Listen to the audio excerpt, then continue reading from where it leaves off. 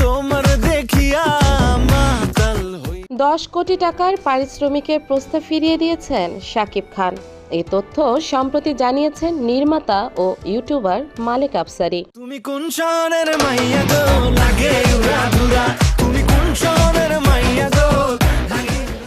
28 মে শাকিব খানের ক্যারিয়ারের 25 বছর পূর্তি উপলক্ষে অভিনেতার সাথে দেখা করতে গিয়েছিলেন মালেক আফসারী। নির্মাতার সঙ্গে ছিলেন তার পরিচিত এক ব্যবসায়ী।